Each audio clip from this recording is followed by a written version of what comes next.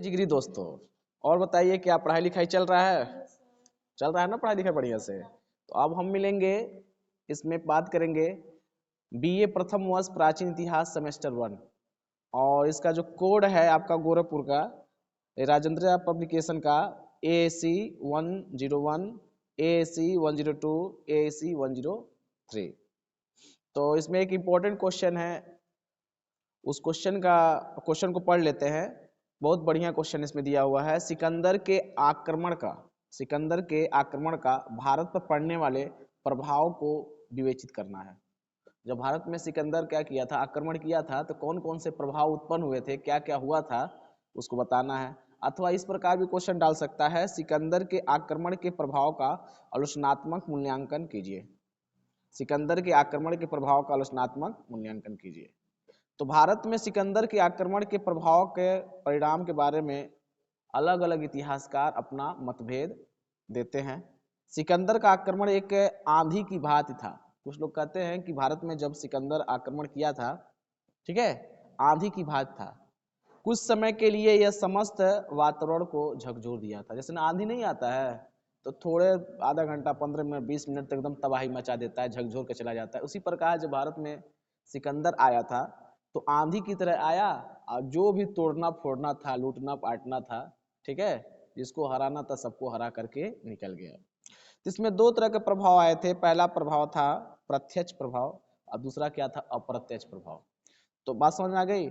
Smith कहते हैं कि सिकंदर ने भारत पर अत्यंत सुनियोजित ढंग से आक्रमण किया था। हम बता दिए थे कि सिकंदर एक ऐसा अलेक्जेंडर द किंग ऐसा राजा था, ऐसा शासक था, ऐसा सम्राट था जिसके अंदर युद्ध नीति जो थी एकदम व्यापक रूप से भरी हुई थी, कूटनीति से कहते हैं।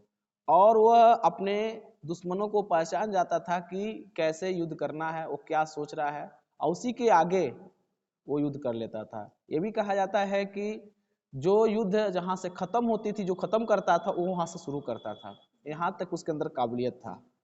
तो जो उसके जो सेनानी थे, सेनानायक थे, वो भी क्या था, स्किलफुल थे। स्किलफुल समझ रहा ना? स्किलफुल का मतलब होता है बहुत टेक्निकल थे। जो भी युद्ध करते थे वो सब जान जाते थे, ठीक है। और सबको हराने की उसके बारे में पढ़ लेता था कि हमको इसके साथ युद्ध करना है तो उसकी रणनीति क्या है, वो क्या सोच रहा है, वो सब जान लेता था। और उसी हिसाब से अपना सेना तैयार करता था। और जानता था कि अगर ये चीजें तैयार करेंगे तो उसको हम हरा सकते हैं। जैसे एक क्रिकेटर जब होता ना, ऑस्ट्रेलिया हो गया, भारत हो गया, कुछ ऐसे पर्टिकुलर देश होते हैं क्रिकेट में देखेंगे, तो पहले क्या करते हैं ना, वो खिलाड़ी को पढ़ते हैं कि कौन सा उसका फॉलिंग है, कौन सा उसका स्ट्रांग पॉइंट है, उसके हिसाब से अपने गेंदबाजों को पढ़ता है दूसरे गेंदबाजों के सापेक्ष। इसी प्रकार से जो भी गतिविधि होती है जान लेता है, कहाँ कैसा पिच है, क्या है। वो कैप्टन जो होता है, वहाँ का जो रणनीतिकार होता है, वो बता देता है, तब जा करके गेम को जीता जाता है, ठीक है। तो प्रत्यक्ष देखो भी, तो भारत में ये धावा मात्र था जिसमें एक सकारात्मक के रंग तरंजित युद्ध की स्मृति के अतिरिक्त कोई प्रभाव न पड़ा। बस यहाँ खूनों की बारिश होती थी, बस खून ही खून, रक्त रंजिश होता था। बस हमको जीतना तो जीतना है किसी भी तरह। अब प्रत्यक्ष प्रभाव क्या है? देखिए, प्रत्यक्ष प्रभाव में यूनानी उपनिवेशों की स्थापना। सिकंदर ये चाहता था कि भारत में भी क्या हो जाए, यूनानी जो उपनिवेश है उसकी स्थापना कर दिया जाए।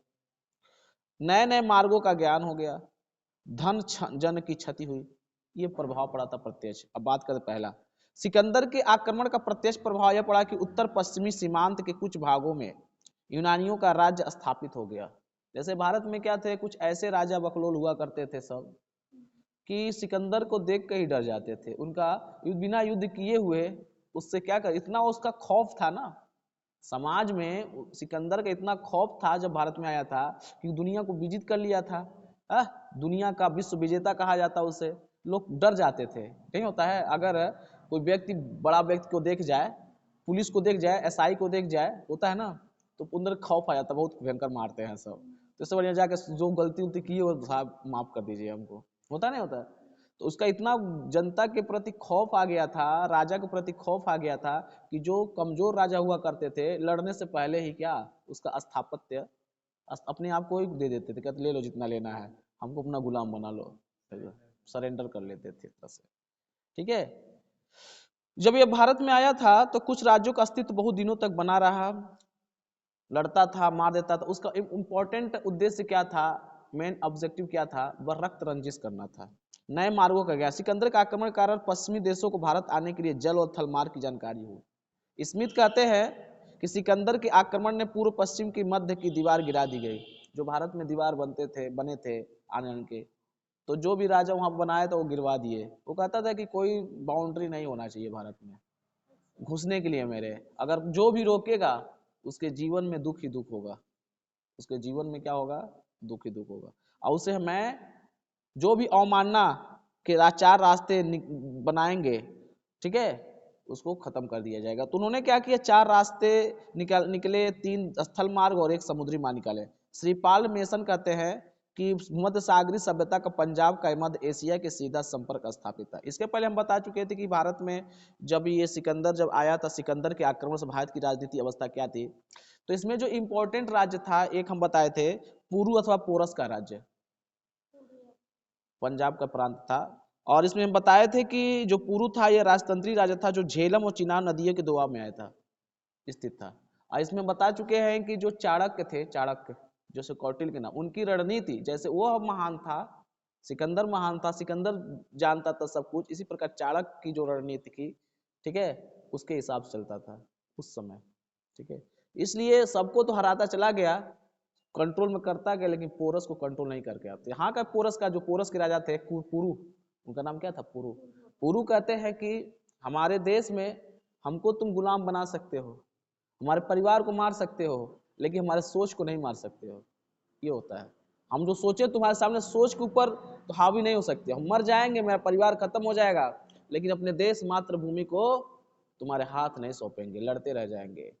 तो वही जाकर सोचा कि देखो दुनिया में हम इतना भी जीत किए, सब अपने लिए जीते हैं, लेकिन अपने सोच के ऊपर जी रहा, अपनी मातृभूमि के लिए जी रहा है। तब जाकर के अंतिम अवस्था में बता दें कि सिकंदर क्या बनता है, इसका दोस्त बन जाता है, किसका, पुरु का। अब दोनों लोग तब वहां जाता, तो बाद में उसकी मृत्यु हो जाती है बेबीलोनिया में, ठीक है, वहां पर मैसेडोनिया में, ठीक है। धन जन की क्षति, दूसरा कारण क्या, धन जन की क्षति। सिकंदर के आक्रमण में भारतीय धन जान की अपार क्षति हुई, इनके नगर उजड़ गए, हत्या लूटपाट के कारण सीमांत क्षेत्र उजड़ गए। जितना क्षेत्र था बस केवल पता ना, रक्त रंजिश होता था, हत्या केवल होता था। अब अप्रत्यक्ष प्रभाव देखें, राजनीतिक प्रभाव क्या था। सिकंदर के आक्रमण निम्नलिखित राजनीतिक प्रभाव पड़े। पहला, उत्तरी पश्चिमी भारत एकता की स्थापना हुई। देखो जब भारत में क्या हुआ, जब ये सिकंदर आया तो सब लोग क्या अलग अलग थे। तो चाणक्य का काम क्या था, कुछ और अमात्य थे, बड़े बड़े लोग हुआ थे, जो राजनीति गुरु हुआ करते थे, जो प्रधानमंत्री हुआ करते थे, अलग अलग सब लोग मिल करके सोचते थे कि कोई बाहरी शक्ति भारत में प्रवेश न कर पाए, ठीक है। तो जितने भी राज्य थे बनाना चाहिए था। जब हम लोग मीटिंग बैठा है कि अगर हम दूसरे का गुलाम हो जाएंगे तो हम अपने हिसाब से काम कराएगा, अपने हिसाब से क्या कराएगा, काम कराएगा। तो उसके हिसाब से सिकंदर का भारत आक्रमण पर हुआ। उस समय भारत राजनीतिक एकता की कमी थी, लेकिन बाद में सब छोटे छोटे राज्य थे, एक मिलने गए। वो चाणक्य कहते हैं कि अगर सभी लोग एक साथ मिल जाएंगे, सभी लोग एक साथ मिल जाएंगे, उनकी यूनिटी बढ़ जाएगी, शक्ति बढ़ जाएगी, ऐसे आसानी से हम क्या करें, हम सिकंदर को, अलेक्जेंडर किंग को हरा सकते हैं। लेकिन कुछ बकलोल थे ना वहां पर, उनको पैसे की जरूरत थी। कुछ लोग ऐसे थे कि जो है अपने रूप को कुर्बान कर देते थे, चलो हम किसके साथ, सिकंदर के साथ हो गए, है ना। घर की नहीं लोग कहा गया है, घर की वेदी लंका ढाए, वही काम हुआ था। क्योंकि मिल गए, उनको पैसे की जरूरत था, वो पैसा ज्यादा देता था, अपने कब्जे में कर लेता, हर सामान मुहैया करा देता था कि वहाँ की, तो उसको अपने आप को दे देते थे, सर्वोपरि कर देते थे। लेकिन कुछ भारत के साथ उनकी एकता क्या है बनाते, और ये क्या करते थे, सब जो मिल जाते थे पूरा रणनीति बता देते थे, किसको, सिकंदर को, ये ऐसे ऐसे काम करता है, ऐसे यहाँ जाता है।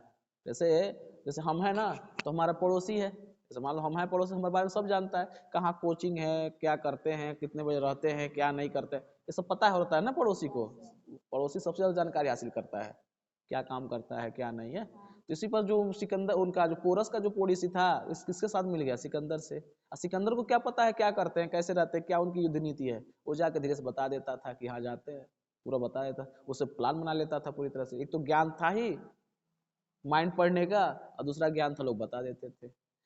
इस तरह से एकता के सूत्र बांधने की दशा में प्रगतिशील आप बहुत हद तक कामयाब हुए थे, ठीक है। देखो अकेले चना भार नहीं फोड़ सकता है, उसको ग्रुप में होना पड़ेगा, सभी लोग ग्रुप। उसके बाद दूसरा आता है साम्राज्यवाद की भावना का विकास। कुछ इतिहासकारों के अनुसार सिकंदर के आक्रमण के फलस्वरूप उत्तरी पश्चिमी भारत में संगठित हो गए।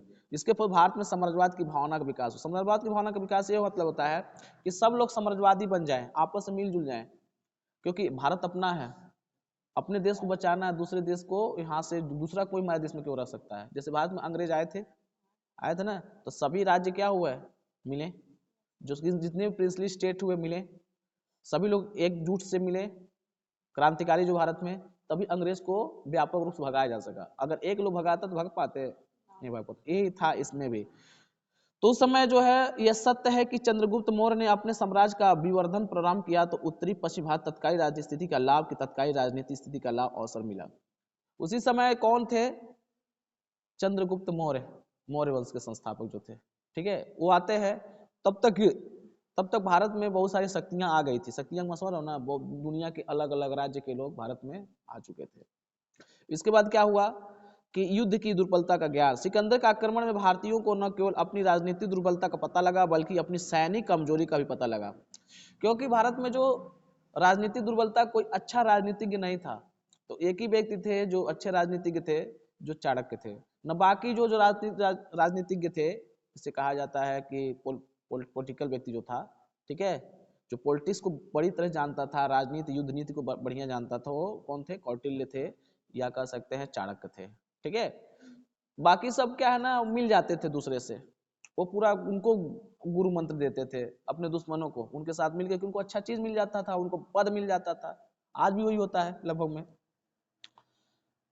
सिकंदर के अश्वरोहियों के भारत में जो सैनिक थे वो ना स्किल्ड नहीं थे, बस रख लिया गया था हथियार तैयार रख करके, तो तुम हथियार पकड़ लो, धनुष बाण पकड़ लो, भाला पकड़ लो, लेकिन उनको मारने का तरीका नहीं सिखाया गया था, कोई युद्ध नीति थी ही नहीं। अब बताइए, एक जो है, एक पहलवान सब कुछ जानता है, और एक जब 10 लोग पहलवान कुछ नहीं जानते, बस हथियार लेकर खड़े हुए हैं। एक व्यक्ति है, फिल्मों में नहीं देखते हैं, एक हीरो आता है, 10 लोग को 20 लोग को मार करके चला जाता है। यही घटना क्या उसमें भी हो रही थी, क्योंकि हीरो होता था पूरा स्किल्ड होता था, ये सब स्किल्ड नहीं होते थे। इस प्रकार मगध के शासकों ने, इसमें अपनी सैनिक कमजोरी को पता लगा सिकंदर ने अश्वरोहियों से भारतीय सैनिकों ने प्रेरणा ली। सिकंदर ने भारतीय युद्ध नीति को हाथियों की अनुकूलता को सिद्ध कर भारतीयों को बड़ा कल्याण किया, ठीक है। ये काम किया जब सिकंदर ने भारतीय युद्ध पद्धति से अपने हाथियों की अनुपयोगिता को सिद्ध कर दिया, भारत में हाथी को। लेकिन चाणक्य जो था, चाणक्य वो जानते थे कि सिकंदर को कैसे हराया जाए, क्योंकि वो स्किल्ड लोग हैं, ठीक है। इन्होंने क्या किया, जब पहला युद्ध जब हुआ था सिकंदर और पोरस के बीच में, ठीक है, तो हाथी को ट्रेंड कर दिया गया, और जब सब निकले ना अपने सैनिक लेकर के, तो हाथियों को भेज दिया गया, हजारों हाथियों को। अब हाथियों को सिखा दिया गया था, इतने ऐसे कपड़ा पहन के आएंगे, लुक्कारा लेकर आएंगे, एक करके आएंगे, उनको दबोचते चले जाना। तो हाथी सब गए क्या, दबोचते चले गए। लेकिन तभी वो जानता था, प्लान बना लिया था। अब हाथी को क्या किया ना, तीर मारना स्टार्ट किया। कहाँ तीर मारना किया, दिमाग में मारना स्टार्ट किया था, क्योंकि अगर एक हाथी के दिमाग को मारेंगे ना, तो सबको मारा जाता था, जो उसको घायल करता सबको मारा जाता था, ठीक है। जैसे बस मान लो जानवर है और उसको हमको नुकसान पहुंचा रहा है, तो उसको मारेंगे ना, तो क्या करता, मार देता था। वही हाथी क्या हो जाती थी, हाथी बौड़ा जाते थे, तो जब बौड़ा जाएगी तो अपनों को ही कुचलना स्टार्ट कर देती थी, ठीक है। तो ये युद्ध नीति क्या था, सिकंदर की सफलता की ओर निकला। इसके बाद ये मेरा क्या था, प्रश्न था। तो प्रश्न क्या पूछा हुआ था, सिकंदर के आक्रमण का पर भारत पड़ने वाले प्रभाव को वर्णन बताना है बारे में। सिकंदर के आक्रमण के प्रभाव का आलोचनात्मक मूल्यांकन करना है। तो बताया कि ये अलग अलग व्यक्ति थे, जिनमें स्मिथ थे, उनका मत था, जिसमें श्रीपाल मेसन थे, वो अपना मत दिए थे। बताए थे दो तरह के प्रभाव पड़े, एक प्रत्यक्ष पड़ा, एक अप्रत्यक्ष पड़ा, ठीक है। तो ये हमारा क्वेश्चन का उत्तर था। तो आपको ध्यान से इसको बार बार पढ़ना है, सुनना है, अपने आप तैयार हो जाएगा। Thank you.